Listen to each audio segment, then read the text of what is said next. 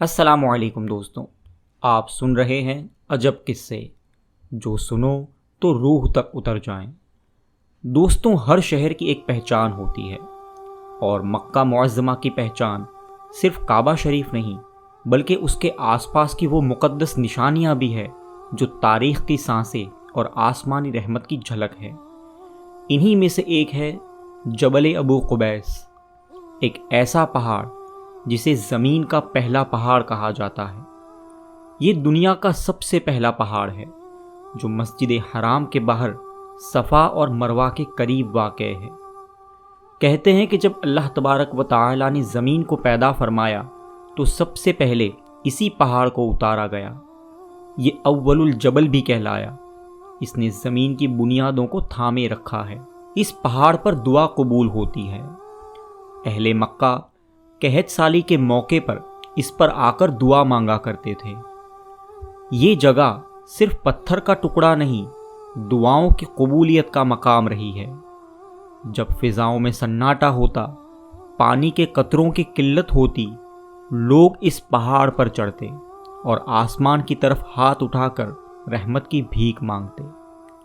حدیث پاک میں ہے کہ حجر اسود جنت سے یہی نازل ہوا تھا۔ اس پہاڑ کو الامین بھی کہا گیا کیونکہ طوفان نوح کے وقت حجر اسود اسی پہاڑ پر باحفاظت رہا۔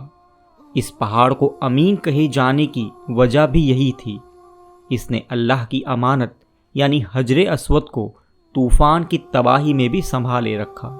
جب کعبہ مشرفہ کی تعمیر ہو رہی تھی تو اس پہاڑ نے حضرت سیدنا ابراہیم خلیل اللہ علی نبینا علیہ الصلاۃ والسلام کو پکار کر عرض کی، اے حضرت ابراہیم علیہ السلام، حجر اسود ادھر ہے۔ روایتوں میں ہے کہ ہمارے پیارے آقا صلی اللہ تعالی علیہ وسلم نے اسی پہاڑ پر جلوہ افروز ہو کر چاند کے 2 ٹکڑے فرمائے تھے۔ شق القمر یعنی چاند کا 2 ٹکڑے ہونا۔